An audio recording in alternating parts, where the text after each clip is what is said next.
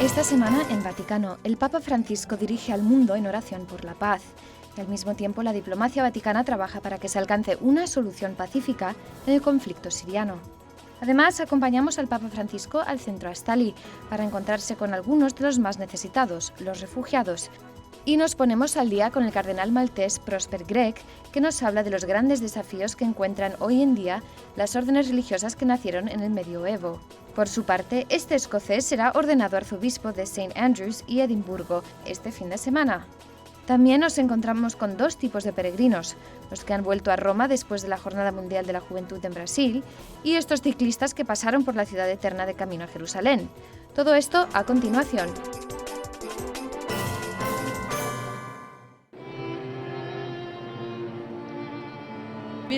Estamos aquí para rezar por la paz en el mundo, concretamente por la paz en Siria. Hemos querido unirnos en oración al pontífice en este día tan especial.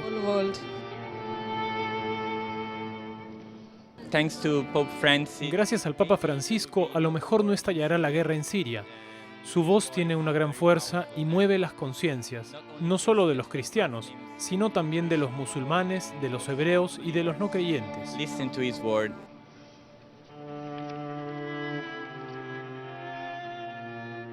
Jesus is here. Dios está aquí, ha querido estar aquí. A lo mejor muchas personas no han podido venir físicamente a la plaza de San Pedro, pero sus oraciones están aquí presentes, ahora, con nosotros. God is here right now. En este momento la Iglesia se une por un motivo concreto. El sufrimiento ha unido a las personas. Actualmente estamos viviendo una crisis internacional que afecta a nuestros hermanos de Siria. Esta crisis es una oportunidad para que Dios haga un milagro.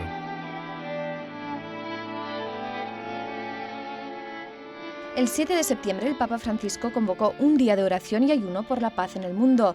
100.000 personas acudieron a la cita con el pontífice en la plaza de San Pedro. Allí rezaron el Santo Rosario y se celebró la adoración eucarística.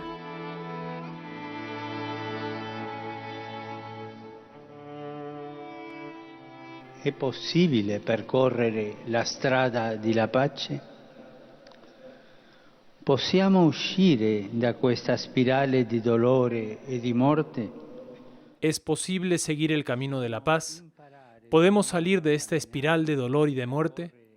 ¿Podemos aprender de nuevo a caminar por las sendas de la paz? Invocando la ayuda de Dios, bajo la mirada materna de la Salus Populi Romani, Reina de la Paz, quiero responder: sí, es posible para todos. La pace, voglio rispondere: sì, è possibile per tutti.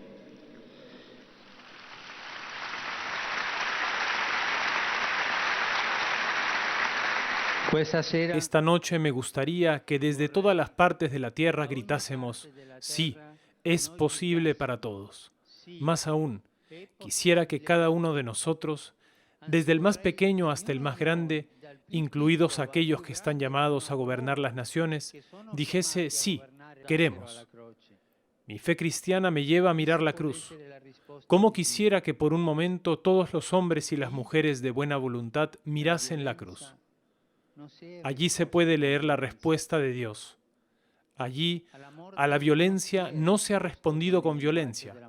A la muerte no se ha respondido con el lenguaje de la muerte. En el silencio de la cruz calla el fragor de las armas y habla el lenguaje de la reconciliación, del perdón, del diálogo, de la paz. Quisiera pedir al Señor esta noche que todos nosotros cristianos y los hermanos de otras religiones, todos los hombres y mujeres de buena voluntad, gritásemos con fuerza: la violencia y la guerra nunca son el camino para la paz. La violenza e la guerra non è mai la via della pace. Al día siguiente, durante el rezo del Ángelus, el Papa recordó que la única guerra que tiene sentido es la guerra contra el mal. Questa guerra contro il male comporta Esta guerra contra el mal hace que digamos no al odio fratricida y a las mentiras de las que se sirve. Decirle no a la violencia en todas sus formas. Decirle no a la proliferación de las armas y su comercio ilegal. Hay tanto. Y siempre queda la duda. Esta guerra y las otras aquí y allá, porque en todos lados hay guerra. ¿Es realmente una guerra por problemas o una guerra comercial para vender estas armas en el comercio ilegal? Estos son los enemigos a combatir unidos y con coherencia, no siguiendo otros intereses, sino aquellos de la paz y del bien común. Uniti e con coerenza.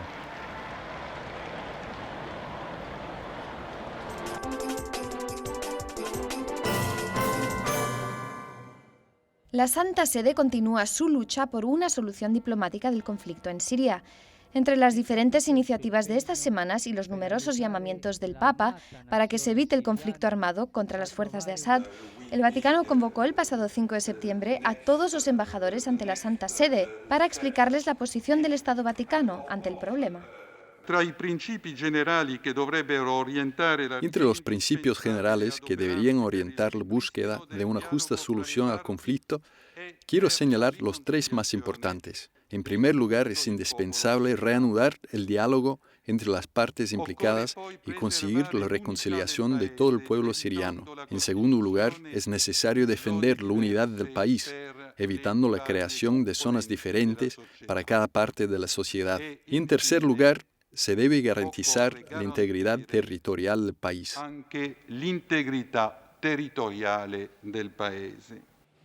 El cardenal Taurán afirma que el diálogo y la reconciliación entre las diferentes religiones son una vía segura hacia la paz. La crisis en Oriente Medio no es culpa de las diferentes religiones. Todo lo contrario, la religión es una parte fundamental de la solución. Cuando la religión se convierte en política, nacen los problemas. Cuando la religión mantiene su carácter espiritual, todo funciona. Pero si se mezclan, nacen los problemas. La Santa Sede continúa su acción diplomática y espera que se llegue a una solución política en Siria.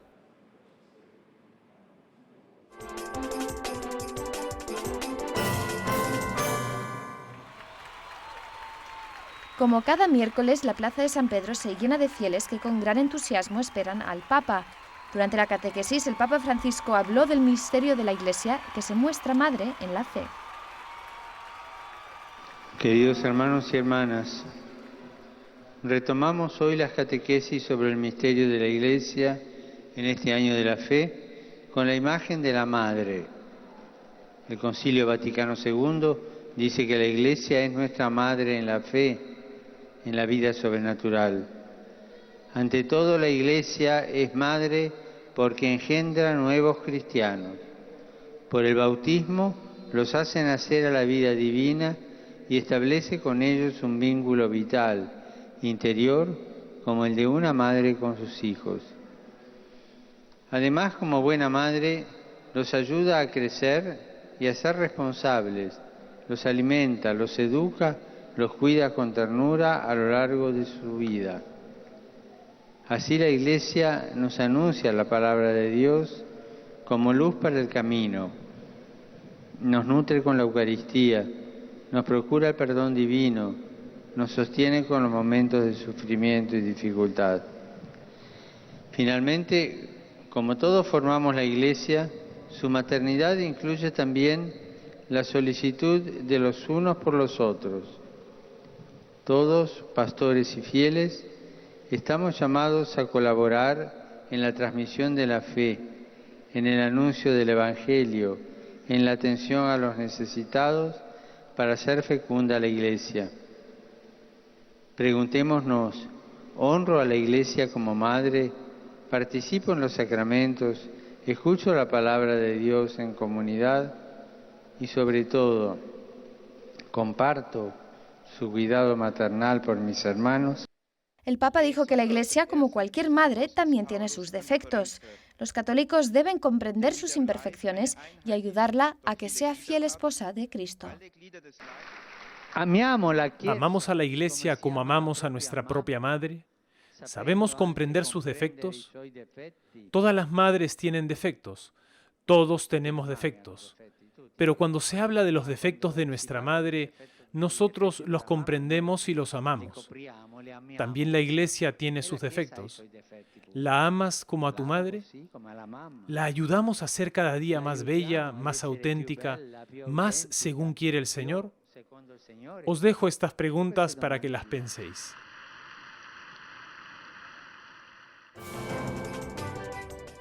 Tras la pausa visitaremos con el Papa Francisco un centro que acoge y sirve a refugiados en la ciudad eterna. Gracias por estar con nosotros. Esto es Vaticano. El 10 de septiembre el Papa Francisco visitó el centro Astali, situado al lado de la Iglesia de Jesús en Roma. Los jesuitas y voluntarios del centro se ocupan de la acogida y el servicio de los refugiados presentes en Italia. El pontífice llegó a la cita a pie, sin guardaespaldas, y se detuvo a hablar con cientos de refugiados que en este momento comían en la mesa. La comprensión y la compasión nei confronti dei rifugiati. La comprensión y la compasión con la que el Papa ha tratado a los refugiados quedará grabada eternamente en sus almas y marcará para siempre sus vidas. Esta experiencia les acompañará y les dará fuerza ante las dificultades que tendrán que afrontar, que no serán pocas. Fue muy divertido cuando uno de los refugiados se acercó a saludar al Papa y le pidió perdón, porque su italiano no era perfecto. Y el pontífice le contestó divertido: el mío tampoco lo es. El Papa saludó con especial afecto a todos los niños presentes en el centro, hijos de los refugiados, y a todas las personas con problemas físicos. Y no solo a estos, quiso saludarlos a todos, incluyendo a los refugiados que esperaban en fila para entrar en el comedor. A quelli che erano in fila fuori, che aspettavano di mangiare. Tras rezar en la capilla del centro, el Papa se dirigió a la Iglesia de Jesús, donde le esperaban unas 500 personas, entre voluntarios refugiados y religiosos. Allí el pontífice les invitó a servir, acompañar y defender al más débil con valentía y generosidad. La sola acogida no es suficiente. No es suficiente dar un pan si no está acompañado de la posibilidad de aprender a caminar por sí mismos. La caridad que deja al pobre tal y como es no es suficiente. La misericordia verdadera, aquella que Dios nos dona y nos enseña, pide la justicia, pide que el pobre encuentre el camino para no seguir siendo tal. Durante la visita, algunos refugiados compartieron el drama de su viaje hasta Italia. Ha tenido tiempo de hablar con cada uno de nosotros, hablamos y platicamos en un grupo como si fuéramos todos amigos, ha querido escuchar nuestras historias, nos ha mirado, nos ha hablado, tuvimos tiempo de bromear, de hacer muchas bromas, nos hizo reír mucho, nos dio esperanza, fe, coraggio, y yo como católica me preparé en estos últimos 10 días a nivel espiritual. Para mí hoy en estos días está anche ha crecido mi fe y mi esperanza.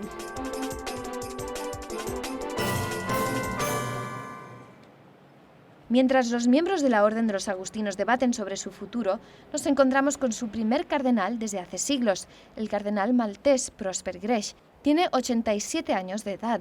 Su orden está trabajando estos días para encontrar soluciones a las pocas vocaciones que hay hoy en día. Explica que al centro del problema convergen diferentes factores culturales.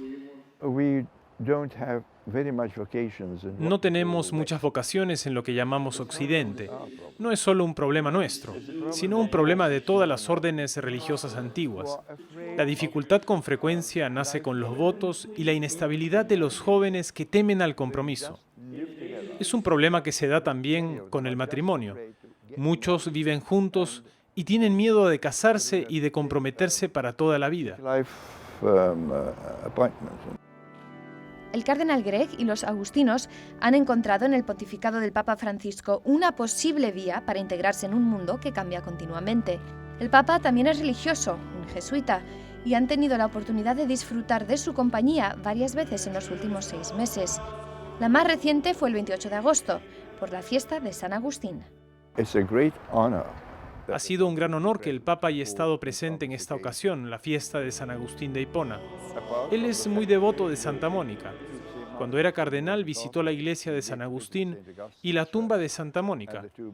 Por eso cuando lo invitamos pensamos que le gustaría asistir a la celebración. Y de hecho así fue. El cardenal Gregg fue uno de los que habló con el Papa antes del cónclave el pasado marzo. El maltés dio la meditación final a los cardenales en la Capilla Sixtina, antes de que se cerrasen las puertas y se iniciasen las votaciones.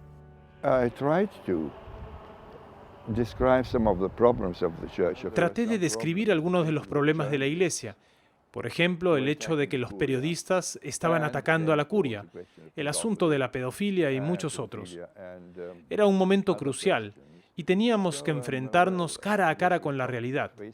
Pero por otro lado, traté de explicar que la Iglesia ha superado peores tormentas y que ella no es solo la jerarquía ni los sacerdotes, sino también la gente común, ricos y pobres que llevan adelante la misión de la Iglesia. Me encontré con el Papa en la concelebración de la misa en la iglesia de Santa Ana varios días después de su elección y me dijo, bueno, nos dio una gran meditación, pero mire el resultado, y se señaló a sí mismo. Entonces le dije, bueno, no soy infalible como usted, todos cometemos errores, y él se rió. Tiene que haber habido algún tipo de conexión, no lo sé. Dios tiene sus maneras de obrar.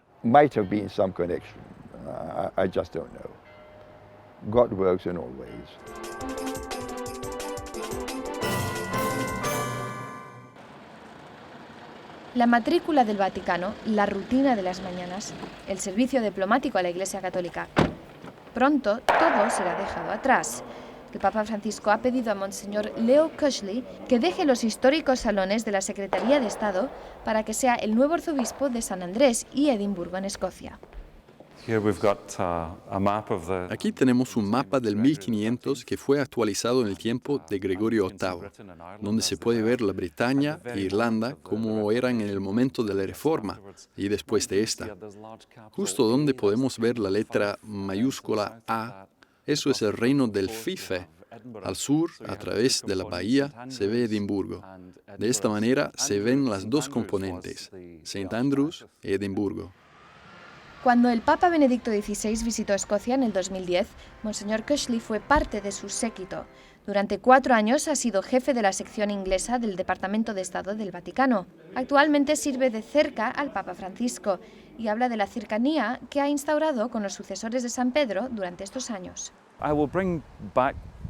Llevaré conmigo la cercanía y el afecto por la persona del Papa, ya sea el Papa Juan Pablo II, y el Papa Benedicto o el Papa Francisco.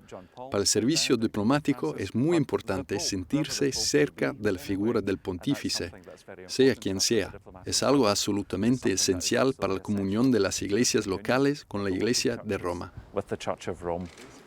Parte de su trabajo en los últimos años ha sido recibir a los jefes de Estado en audiencia privada con el Papa, lo que le ha llevado a importantes encuentros con Francisco.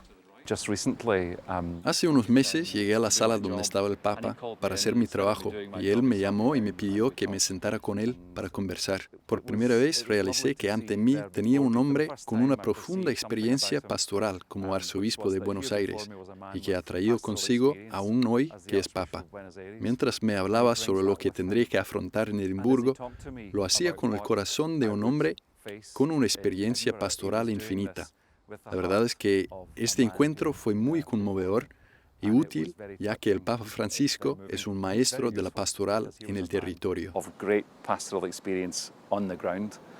Aunque está dejando atrás su etapa romana, la experiencia de estos años lo acompañarán toda la vida. Tenemos lazos naturales con Roma. Escocia no está tan lejos. Tenemos uno de los colegios pontificios más antiguos del mundo aquí en Roma, el Pontificio Colegio Escocés. Yo estaré aquí regularmente para seguir a nuestros seminaristas, para alentar las vocaciones en casa.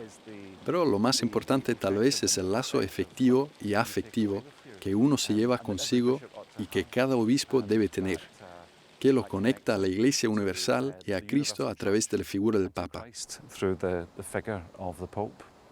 El arzobispo electo Cushley será ordenado en Edimburgo en la Catedral de Santa María el 21 de septiembre.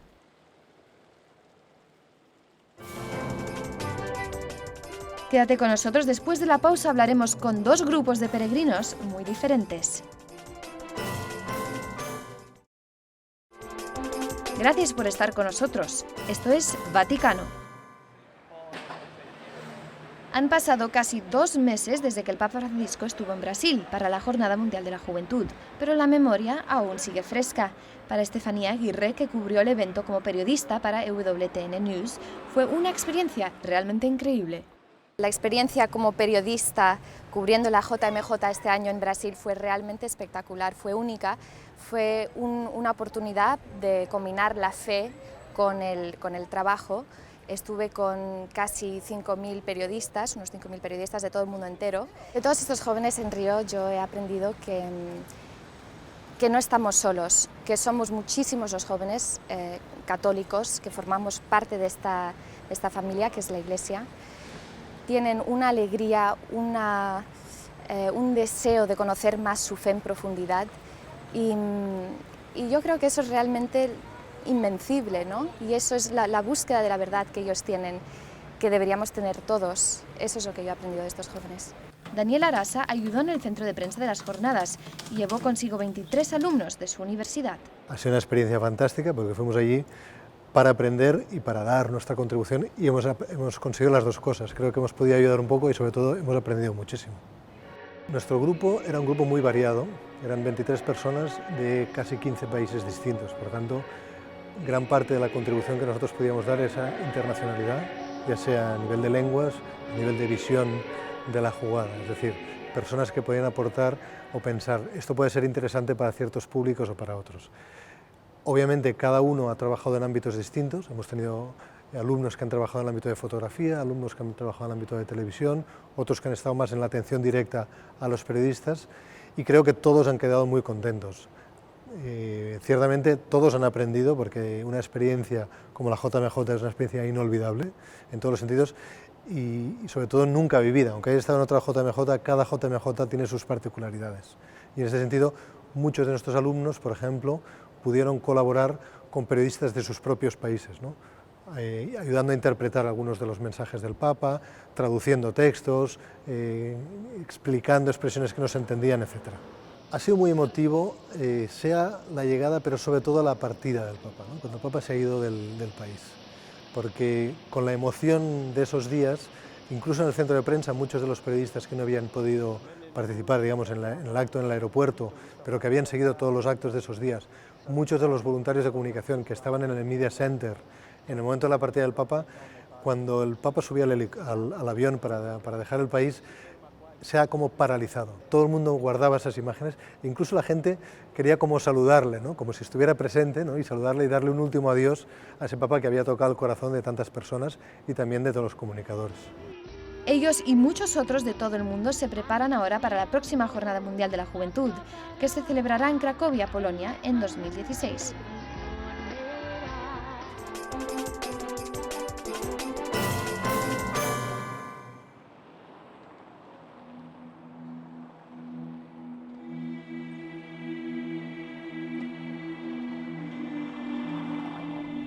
Para estos ciclistas, llegar a Roma es una etapa importante de camino a Jerusalén.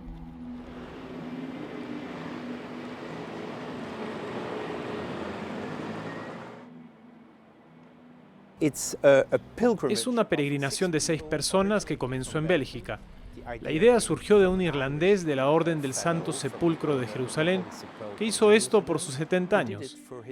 Entonces le dije a algunos de mis colegas, ¿por qué no hacemos lo mismo? Porque últimamente ya no voy en bicicleta. Y uno a uno se fueron apuntando y ahora somos 6.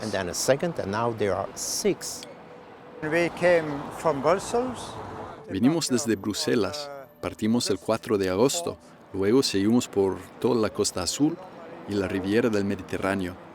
Normalmente avanzamos unos 80 kilómetros al día.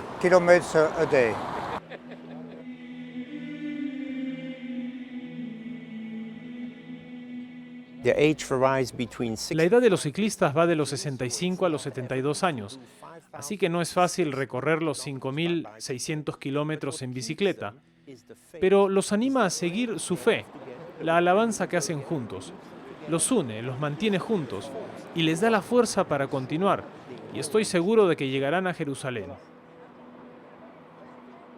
At the beginning we didn't know each other. Al principio no nos conocíamos, pero inmediatamente nos sentimos como amigos. La razón era el objetivo.